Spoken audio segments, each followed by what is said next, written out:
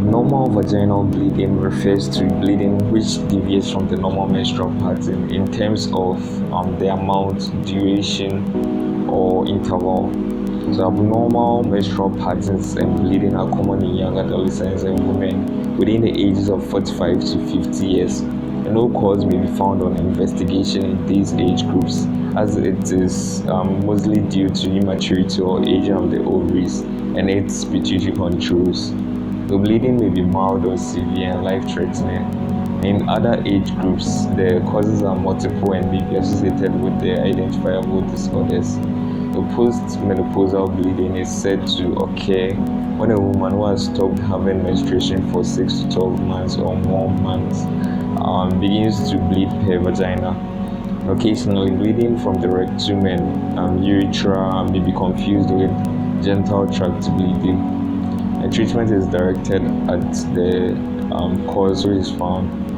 The causes for pre-pubertal girls include urethral mucosal prolapse, also coital lacerations due to rape and defilement. It could be from trauma.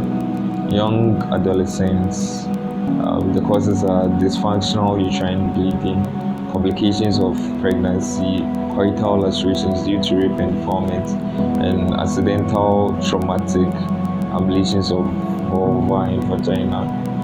For women of childbearing age, it can be from complications of pregnancy, including ectopic pregnancy, abortion, and choriocarcinoma, coital lacerations, use of hormonal methods of contraception or intrauterine contraceptive device as IUCD, cervical cancer, fibroids, and dysfunctional bleeding.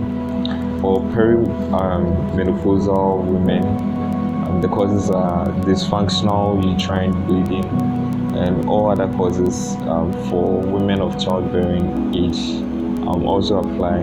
For post-menopausal women, causes are pelvic cancers such as cervical cancer, endometrial cancer, vaginal or vulvar cancer, and ovarian tumors.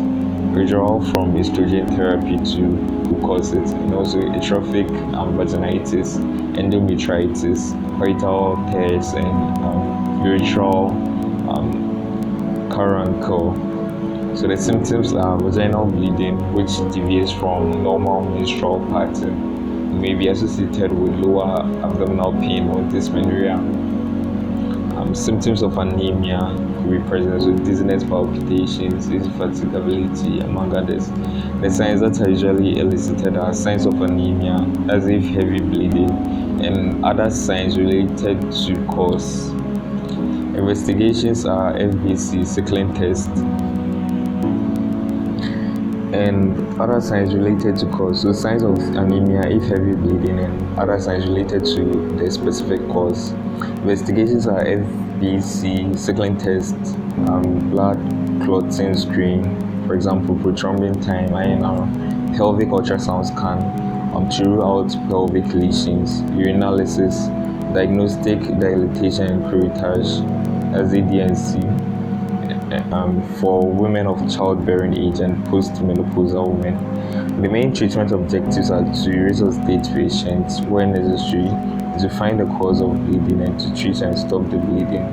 Non-pharmacological treatments, vaginal coital tear, suturing in theater, inevitable or incomplete abortion, uterine evacuation, surgery, myomectomy, hysterectomy, oophorectomy, among others. There's radiation therapy for cancers.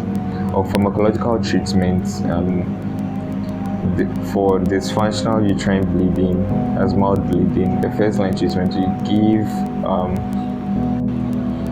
norethistérone acetate. So you give oral 5 milligrams 8 hourly for 10 to 12 days, and that's to stop the bleeding, and then 5 milligrams 12 hourly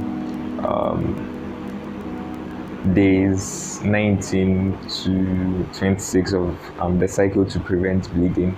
So second line treatment, you give mefenamic acid oral 500 milligrams 8 hourly on days 1 to 5 of cycle, especially if associated with dysmenorrhea.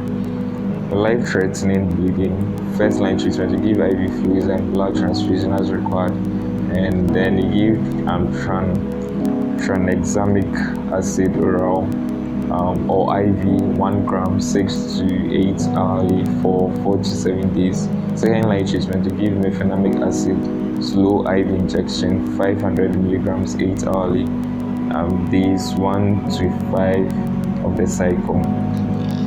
Or you can, for recurrent or protracted abnormal bleeding, first-line treatment, you give low dose oral contraceptive pill daily for 3 to 6 cycles or longer. So you give drug combinations. You can give ethinyl estradiol plus levonorgestrel. So ethinyl estradiol plus levonorgestrel, or you can give ethinyl estradiol plus norethistérone. So second-line treatment, you give conjugated estrogen oral 1.25 to 2.5 milligrams daily for 10 to 12 days, and then you give norethistérone oral 5 to 10 milligrams 8 hourly for 21 days. That's days 5 to 25. You can give it, or you can give medroxyprogesterone acetate oral 5 to 10 milligrams daily for 5 to 10 days, days 19 to 26 of the cycle. The referral criteria: you refer all women with heavy menstrual bleeding or abnormal vaginal bleeding not responding to therapy to a gynecologist for comprehensive assessment and management.